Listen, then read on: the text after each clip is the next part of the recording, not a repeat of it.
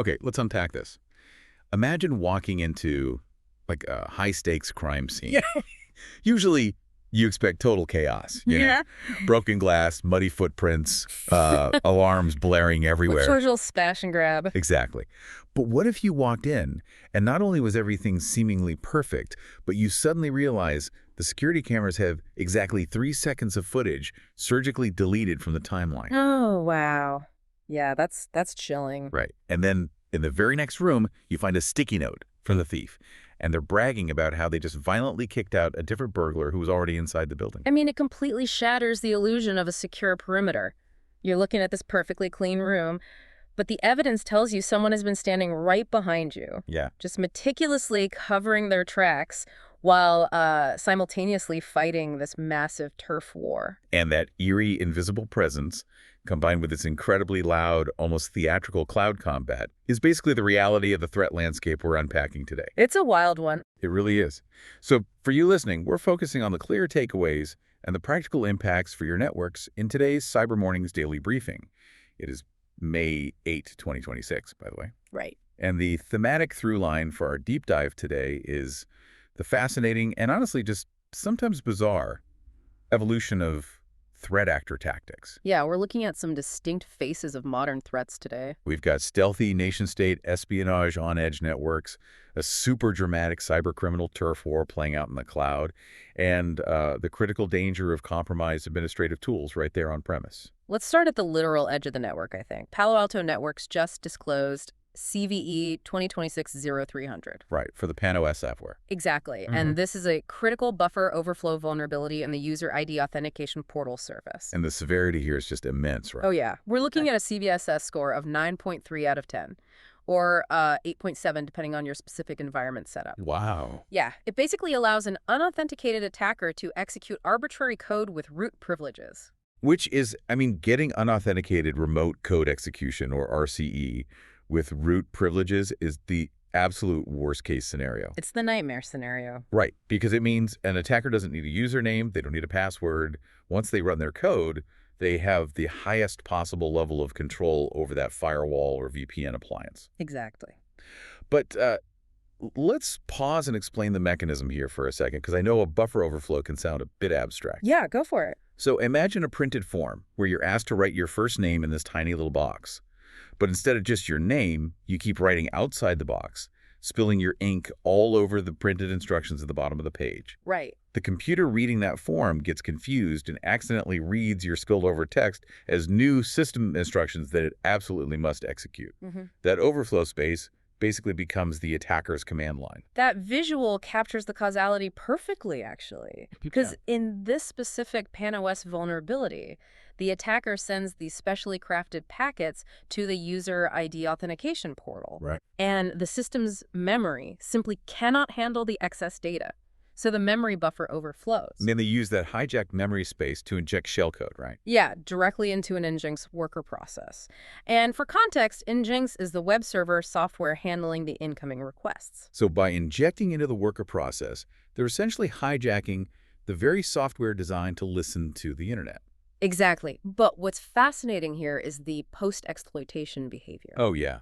Going back to that cat burglar analogy we used earlier, the very first thing these attackers do before grabbing any data is sprint to the security room and just wipe the tapes. Yeah, our sources noted that immediately after gaining access, they cleared the crash kernel messages. Which is crazy. And they deleted the Nginx crash entries, too. Right, and they removed the crash core dump files. So why specifically those files? Well, the reason they target those crash logs is tied directly to how buffer overflows work. You know, buffer overflows are notoriously messy to execute perfectly on the first try. Ah, so it crashes the system. Exactly. Often, tuning the exploit causes the target process, in this case, Nginx, to crash and restart multiple times before the malicious code executes cleanly. I see. And those crashes generate automated dump files, which are just massive red flags for network defenders. So by sweeping away those records, the attackers are erasing the forensic fingerprints of their forced entry. That makes a lot of sense. And Palo Alto's Unit 42 is tracking this activity under the cluster name, CLSTA 11132, which is a suspected state-sponsored group. Right. But look at how they move after that initial breach.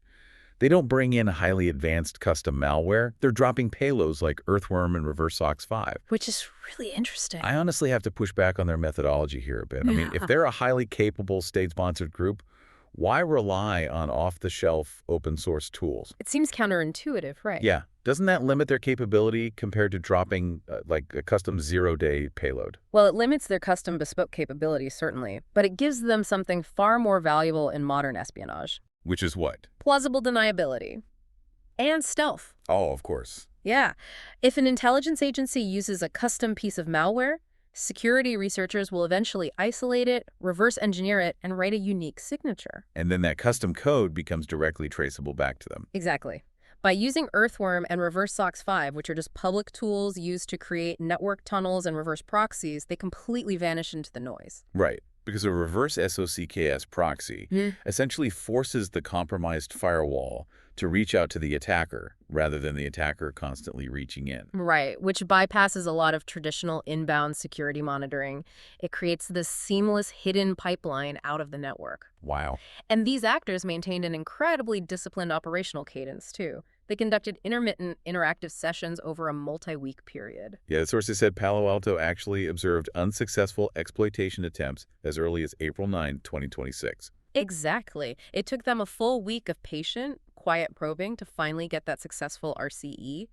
They intentionally stayed below the behavioral thresholds of automated alerting systems. I mean, over the last few years, we've seen this massive shift where cyber espionage actors just zero in on edge network assets, right? Oh, absolutely. Firewalls, routers, VPN solutions. They just sit on the perimeter, facing the internet, holding the keys to the internal network. Mm-hmm. But ironically, you can't easily install a standard endpoint detection and response agent in EDR on a proprietary firewall appliance. No, you really can't. It's a massive blind spot. It's basically a dark corner of the network. So the practical mitigation for anyone managing these environments, the patches are expected to drop starting May 13th, 2026. Deploy those immediately. Yes. And in the meantime, Palo Alto advises securing access to the PAN-OS User ID Authentication Portal. Restrict it to trusted internal zones, and honestly, if you aren't actively using it, just disable it entirely. Yeah, the sources also detail mitigations for L3 interfaces. For those less familiar, Layer 3 is the network layer where basic routing happens, how packets know where to travel. Right. If you have Layer 3 interfaces where untrusted or internet traffic can ingress, disable the response pages in the interface management profile. Good call. And if you use advanced threat prevention, you can block these exploitation attempts right now by enabling Threat ID 510019. The blueprint for this exploit is out there, and it's actively being used. Yeah. And, if state-sponsored actors are succeeding by being completely invisible at the network edge, it really makes you wonder why another group would choose to do the exact opposite. Right. But that is exactly what's happening right now in cloud environments, where this turf war is making just an incredible amount of noise. Yeah, let's transition to that, because we are looking at a new credential theft framework that Sentinel researchers have dubbed PCPJack. PCPJack, yeah. And this worm is aggressively targeting exposed cloud infrastructure. We're talking Docker, Kubernetes, Redis, MongoDB, RayML, and various vulnerable web applications. It's casting a wide net. Very wide. And the sources detail how it spreads using a bootstrap shell script. This script prepares the environment, installs Python if it isn't there, establishes persistence, and then pulls down 6 different Python payloads to execute its attack chain. Right. And Docker and Kubernetes environments are just highly prized targets for this kind of worm. Oh, for sure. I mean, they're orchestration platforms designed to run applications at scale. If an attacker compromises a container running with excessive privileges, they can often break out of that isolated container and compromise the underlying host. Or even the entire cluster, right? Exactly. I have to challenge the logic of what PCPJack does next, though, because the sources highlight that PCPJack actively terminates and removes processes and artifacts associated with another threat group called Team PCP. Yeah, this is the dramatic part. Right. Writing specific code to hunt down a rival's malware seems like an ego trip. Like, it feels like a massive waste of resources when they could just be focusing on stealing data. It really does. Why risk the extra noise of a firefight inside the victim's network? Well, what's fascinating here is that it's rare to see targeted assassination of a rival's operations hard-coded so explicitly into the tooling. Yeah. Sentinel alone noted that when PCP-Jack exfiltrates data, the operators actually collect success metrics on these evictions. Wait, really? Yeah. They send a specific field back to their command and control server, their C2 labeled PCP replaced. Wow. They are literally keeping a scoreboard of how many times they've kicked Team PCP out of a compromised environment. That level of specificity, PCP replaced, that points to something deeply personal. It really does. Team PCP became prominent late last year, exploiting things like React2 shell and cloud misconfigurations to build a massive network for data theft. So Sentinel's prevailing theory is that PCP-Jack might actually be the work of a former member of Team PCP. Right, like a splinter faction. Or perhaps a disgruntled developer who took the playbook, understands the previous group's tradecraft intimately, and is now just actively stealing their old syndicate's turf. It's like the ultimate insider threat, but playing out on a global scale between cybercriminals. Exactly. But there is a massive strategic pivot in how this new variant operates that caught my eye. The original Team PCP used cryptocurrency miners. They would compromise a cloud instance and peg the CPU to 100% to mine crypto. Day aloud, very obvious. Exactly. But PCP-Jack specifically hunts down and removes those crypto miners, and crucially, doesn't deploy its own. Right. Sacrificing a guaranteed monetization strategy like crypto mining seems completely counterintuitive. Well, it seems like leaving money on the table until you look at what PCP-Jack is hunting for instead. Okay, what's that? They are after highly valuable credentials. Specifically, API keys and access tokens for services like Anthropic, OpenAI, HashiCorp Vault, Discord, and Google Cloud APIs. Oh, wow. Yeah. In the current market, AI and cloud infrastructure credentials are just an absolute goldmine. If you deploy a cryptocurrency miner, the server's fans spin up, the CPU spikes, and every monitoring dashboard in a modern cloud operations center turns red. It sets off every single alarm. Exactly. So by deliberately removing Team PCP's miners, PCP-Jack is buying itself time. Yes. The sources say they use a script called check.eschure to detect the CPU architecture, and then they fetch a sliver binary. Which is super interesting. Yeah, for those who don't know, Sliver is an open-source adversary emulation framework. Basically, a highly sophisticated, customizable backdoor command and control system. Right. And once Sliver is running, they silently scan the instance metadata service endpoints. Okay. These are internal web addresses inside AWS or Google Cloud that applications use to securely request their own credentials and configuration data. Right. So PCP-Jack quietly queries those endpoints to extract the attached AI and cloud service access tokens. They are trading the loud, cheap, immediate payout of crypto mining for the quiet, highly lucrative long game of credential theft. That is wild. I want to dig into the mechanics of how this worm actually finds its targets, too. Because the scale of their reconnaissance is brilliant. Yeah. Maliciously speaking, of course. Oh, it's incredibly clever. The sources state that the propagation targets for PCP-Jack's orchestrator script come from Parquet files pulled directly from Common Crawl. Yeah, and Common Crawl, for context, is a 501c3 nonprofit organization. They crawl the web constantly and provide these massive petabyte-scale archives and datasets to the public for free. It's an amazing resource. It really is. It's utilized heavily by academic researchers and for training large language models. Right. And a Parquet file is a specific type of highly compressed, column-based data storage format. Yes. It's designed to handle massive amounts of data incredibly efficiently. So instead of PCP-Jack running active, noisy scans across the entire internet to find vulnerable Redis or Docker instances, they just download these structured Parquet files from Common Crawl. Exactly. Those files already contain the indexed records of exposed IP addresses, open ports, and vulnerable cloud services. Wow. The threat actors parse these files entirely offline. They are essentially outsourcing their global reconnaissance to a nonprofit public good. That's insidious. They use a free public web archive as a highly efficient radar system to fuel their worm propagation. So the clear takeaway for you listening regarding PCP-Jack is immediate. Yeah. Audit your cloud service exposures. Docker, Kubernetes, Redis, RAML. Please audit them.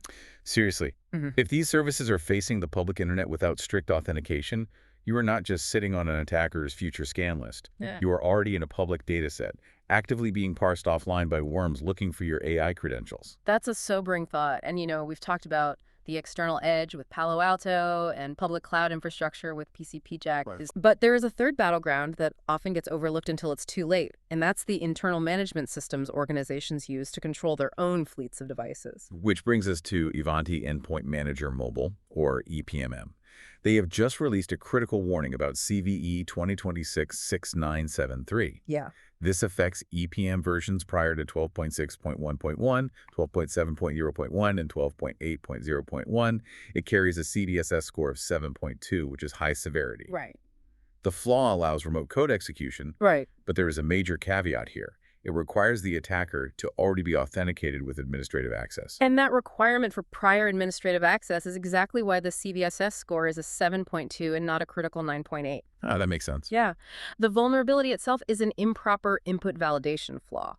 To understand the mechanism here, think about how software processes data. When an administrator inputs a command or configuration change, the backend software needs to sanitize that input to ensure it's formatted correctly and safe to run. Right, like ensuring someone typing a name into a database field isn't actually typing a string of database deletion commands. Precisely the same concept. Improper input validation means the EPMM software is implicitly trusting the data it receives from an authenticated user. Oh.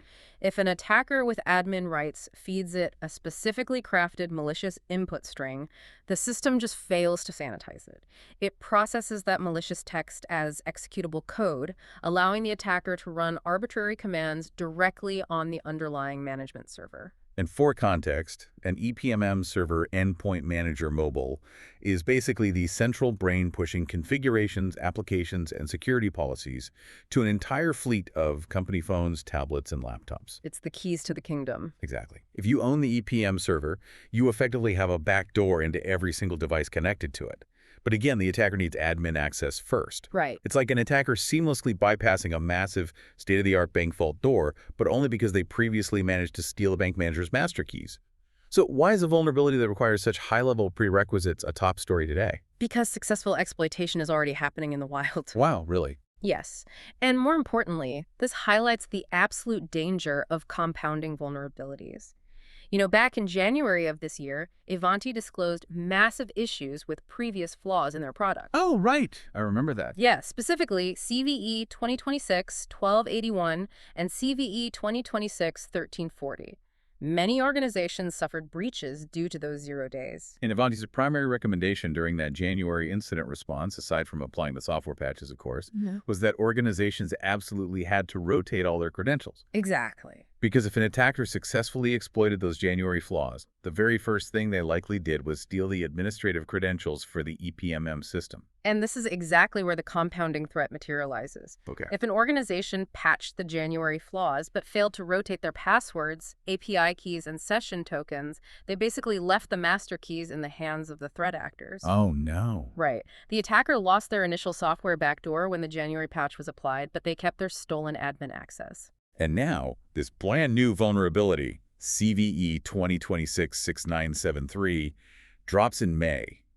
It requires admin access to execute. You see where this is going. Yeah, the attacker simply logs back in using the valid credentials they stole 4 months ago, feeds a malicious string into the improper input validation flaw, and boom, they have remote code execution all over again. It is a brutal lesson in the reality of incident response. Truly. Patching the software code is only half the battle. You have to assume the compromised environment is entirely untrustworthy, burn it down, and rebuild the trust architecture from scratch. Meaning rotating every single secret, token, and administrative password. Exactly. Ivanti specifically noted in their advisory today, if you diligently follow the recommendation in January to rotate credentials after being exploited, your risk profile for this new CVE is significantly reduced. Well, the urgency here is very real. CISA, the Cybersecurity and Infrastructure Security Agency, has added this flaw to its known exploited vulnerabilities catalog, the KEV list. Which is a big deal. Yeah, because that inclusion comes with a strict federal mandate.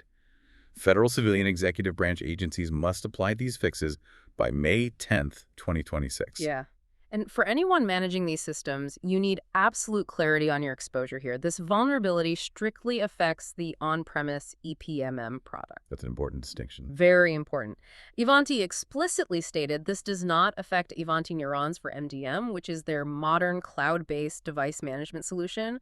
It also does not affect Ivanti EPM or Ivanti Sentry, only the on-premise EPMM. Got it. But if you were running that on-premise server, and especially if you navigated an incident earlier this year, the clock is absolutely ticking. Okay, let's pull all of this together. We started by looking at highly disciplined, suspected state-sponsored actors, clearing crash logs, and deploying generic open-source tools to maintain invisible persistence on edge firewalls. Right. Then we moved into the cloud, where PCPJack is actively hunting down its rival TeamKCP, abandoning noisy crypto mining to silently extract highly lucrative AI credentials using Parksdata from a nonprofit archive. And finally, we examined the on-premise danger with Ivanti EPMM, where attackers are leveraging old, unrotated admin credentials to chain together brand new exploits. The practical applications for you listening are clear. First, patch your perimeter edge devices. If you cannot patch immediately, rigorously apply the vendor-recommended mitigations to restrict access. These devices are the new primary targets for espionage. Absolutely. Second, audit your cloud service exposures. Ensure absolutely nothing is facing the public internet without strict authentication, because automated worms are continually parsing public data sets to map out your infrastructure. Yep. And finally, never underestimate the absolute necessity of comprehensive credential rotation after a breach. A perfectly patched system offers zero protection if the attacker still holds a valid username and password. That's such a critical point. I want to leave you with a final lingering thought built upon the mechanics of that PCPJack story, though. We detailed how they use the Common Crawl archive to find their targets offline. And Common Crawl is a phenomenal resource. It democratizes knowledge, levels the playing field for researchers, and serves as the foundational data set for the AI models that are actively changing our world. It's vital. But the way PCPJack weaponizes it begs a deeply uncomfortable question. As we continue to build and freely distribute these massive open-source data sets to index the internet, are we inadvertently creating the ultimate free treasure maps for automated cyber attacks? It's a great question. It highlights a growing tension regarding the dual-use nature of information. Like, how do we balance an open internet and the free exchange of data with the harsh reality that highly capable threat actors are perfectly willing to use our own public archives against us? It's tough. It is. It's a friction point that is only going to escalate as automated AI data gathering scales up. It's the ultimate double-edged sword of the information age. I mean, you build an incredibly detailed map of the world to help people navigate, but you inevitably show the pirates exactly where the unguarded gold is hidden. That's a great way to put it. That is something to mull over as you secure your networks today. Thank you so much for joining us for today's deep dive. Stay vigilant, stay curious, and we'll catch you next time.